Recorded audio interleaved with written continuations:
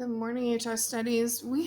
I had a problem attaching the video from class yesterday, so I'm just going to walk you through what we talked about in class. And then if you have any questions, just send me an email and I'll do my best to explain what we did. So yesterday we talked about 1863. There was a quizzes. I've already posted this on Google Classroom, so go in and check that out. Anytime we do a quiz like this or a review like this, it's important because this is information you're going to see on the test. So go do the quizzes. So we'll do your dispatches. So those are the notes you're going to take. These are the things we're going to talk about really quickly. So the first thing, these are our Confederate states, the South. These are the states that are the rebel states, the ones that want to save their way of life, mainly slavery.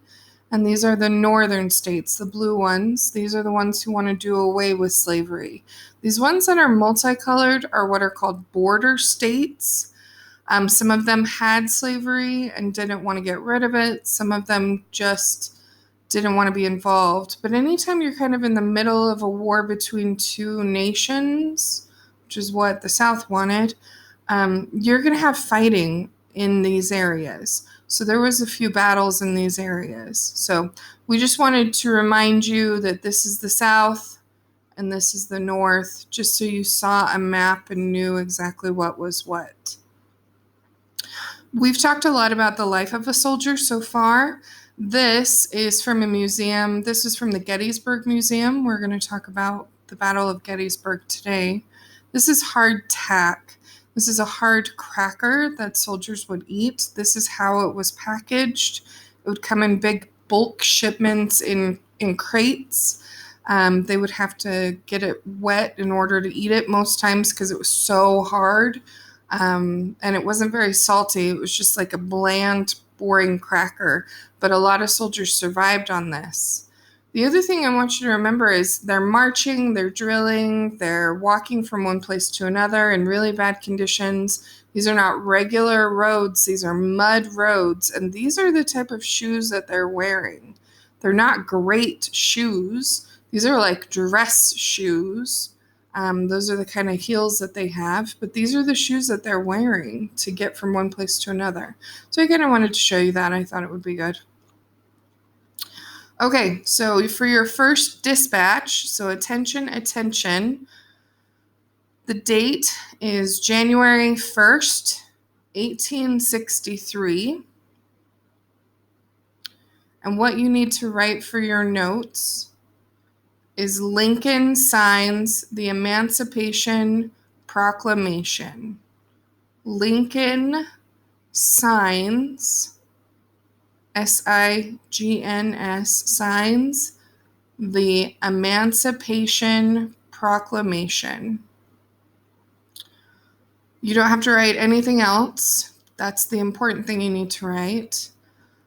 Lincoln, in the Emancipation Proclamation, frees the slaves in the rebellion states. So if we look back at this map, he's freeing the slaves in these states. That's where he's freeing them. So he's not freeing them in the North where he's the president. He's freeing the slaves in another country, technically. So does that fly? Not really. The point of this is to show the South that if they lose the war, slavery's done. It's over. So the Emancipation Proclamation frees the slaves in the rebellion states, so in the southern states. You need to know that. The next one, so attention. The battle, your date is July 1st through 3rd, 1863. And you're going to write the Battle of Gettysburg is the bloodiest battle of the war. So the bloodiest battle of the Civil War. That's what you need to write. I will post this video on Google Classroom for you as well. It's a pretty good video, actually. It explains the Battle of Gettysburg really well. I have some quick photos. We went to Gettysburg last summer as teachers. Devil's Den is one of the rocky outcrops that were really hard for the Southerners to get over, and the Northerners were able to defend their position a little bit better. Little Round Top is one of the more important places as well. These are some of the flat areas that battles would take place. And all of this is the battlefield. It goes for miles and miles and miles through the town, which you can't even see, but it went from that ridge over there all the way to another ridge. These are some of the fences that the different sides would make, and they keep these fences the same. But again, look at these trees would have been a lot shorter at the time, but there's trees and then there's open battlefields. So it's bloody because there's not a lot of places to hide. So Gettysburg is the turning point of the war. If you want to add that to your notes, I would put that in. So Gettysburg is the turning point of the war. The Union at this point really had not won a lot, but Lee makes a mistake. He decides to keep going when he shouldn't, and because of that, the Union is able to take that and put it as a win. So Gettysburg is a Union win, even though it's the bloodiest battle of the Civil War. Lee ends up having to retreat, and the South never really recovers from the loss at Gettysburg. So Gettysburg is one of the most important battles because Lee's never really able to get over the loss.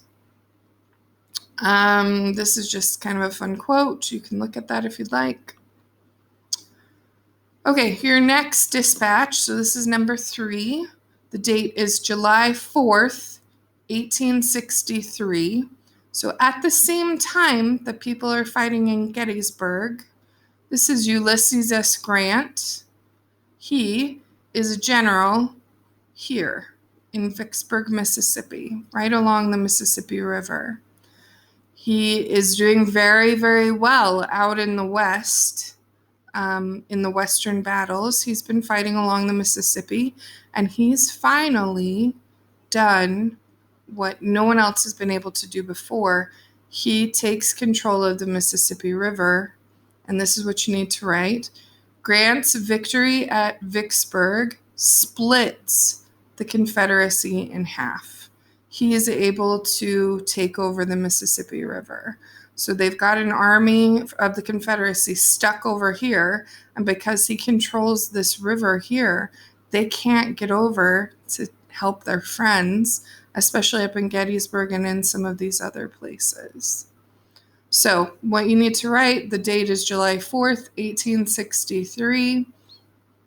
Grant's victory at Vicksburg splits the Confederacy in half. Reminder, this is happening at the same time as Gettysburg, so we have a 1-2 punch for the South right now. Dispatch number 4, your date is November 19th, 1863. November 19th, 1863. Abraham Lincoln gives the Gettysburg Address. So, Abraham Lincoln gives the Gettysburg Address. You're welcome to look at that photo and see if you can find him. It is not this guy. It's not that guy.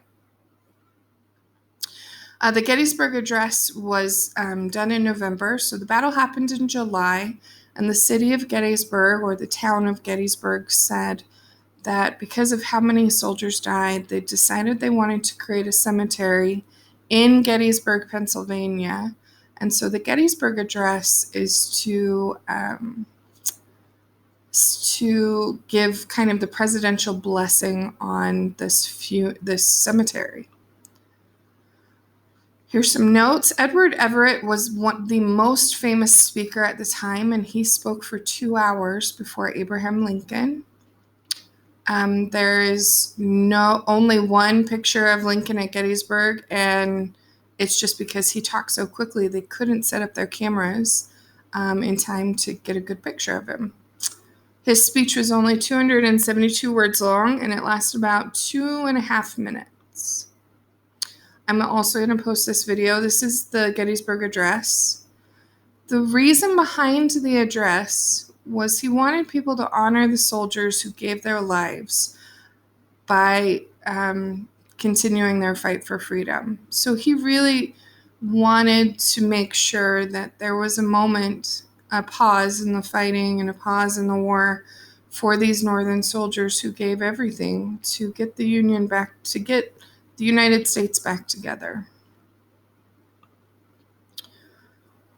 Here's some questions here. The Gettysburg Address begins, 407 years ago, our fathers brought forth on this continent a new nation. So how many years is 407?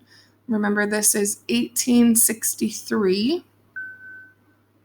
And why would President Lincoln start his speech that way? So 4 score, a score is 10, right? Yeah. 10. So it's, no, 20. It's 20. I apologize. It's been a long morning.